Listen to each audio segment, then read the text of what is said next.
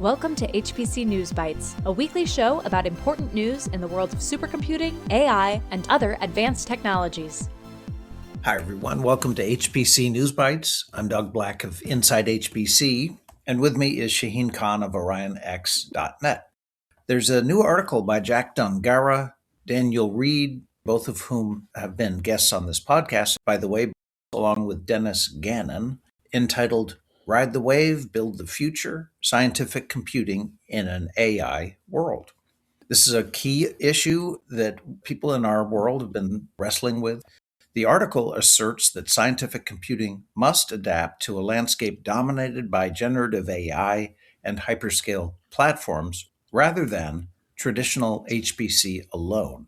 It presents 7 guiding maxims. 1. Scientific discovery increasingly requires integrated numerical modeling and AI as peer processes. 2. Energy use and data movement, not peak flops, are the key constraints. 3. Benchmarks must reflect end-to-end hybrid workflows. 4. True system success demands end-to-end co-design. 5. Scalable prototyping with tolerance for failure is essential. 6. Curated data and trained models are strategic assets. And finally, number 7, new public-private collaboration models are needed.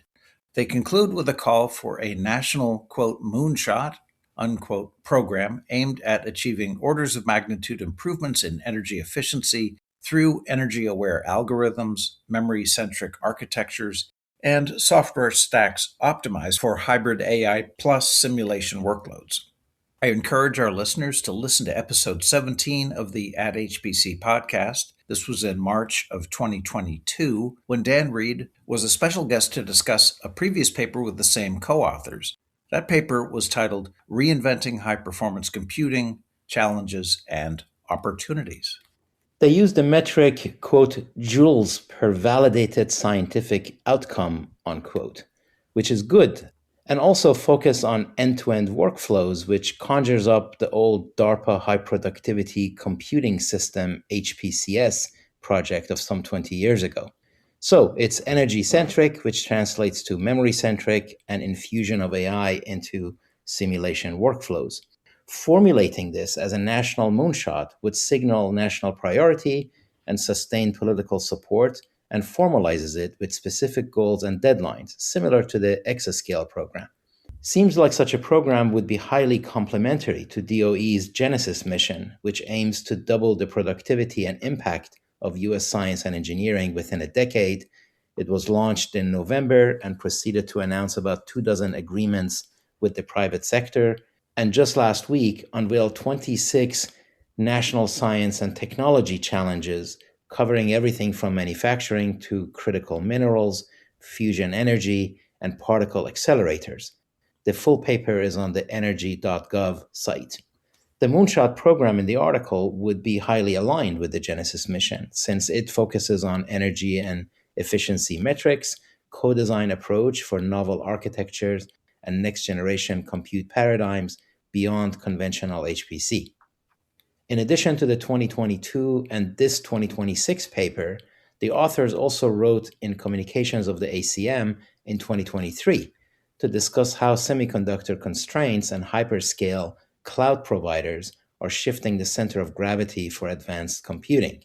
That paper is titled HPC Forecast, Cloudy and Uncertain. In a strategy mindful of the Genesis mission and its shared computing resources, the National Science Foundation will invest up to $100 million in a nationwide network of open access research facilities for quantum and nanosecond technologies and workforce training. The NSF NQNI, as the program is called, will support up to 16 sites over 5 years for students, researchers, and industry to access fabrication and characterization tools and instrumentation. It's a good time to revisit the state of the quantum computing industry. Short answer, not much has changed. Lots of progress and lots more to be done. And of course, small progress eventually will accumulate to become a milestone. And we see a lot of that in the AI space, but not quite yet in either. Current systems are great for experimentation, preparedness, research on quantum computing, and hybrid quantum classical pilots, but they continue to be too small and too noisy and too unstable to battle classical systems.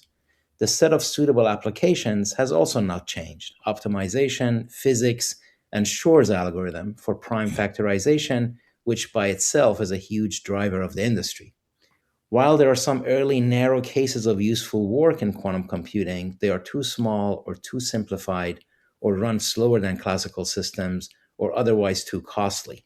So the industry continues to be in research mode. And if you focus specifically on quantum computing, as in a programmable and a reprogrammable system versus quantum communication or quantum sensing or a quantum computing instrument, so to say, then the industry will remain in research mode for a while and even after it breaks through. So channeling funding for quantum computing through the NSF and academic research is a great idea, and wider access to quantum computing modalities will help advance the state of the art and, crucially, as you mentioned, also workforce development. Another similar development with similar intent was Los Alamos National Laboratory, consolidating its quantum computing research sites and groups under a new Center for Quantum Computing based in Los Alamos. All right, that's it for this episode. Thank you all for being with us. HPC News Bytes is a production of Orion X in association with Inside HPC. Shaheen Khan and Doug Black host the show. Every episode is featured on InsideHPC.com and posted on OrionX.net. Thank you for listening.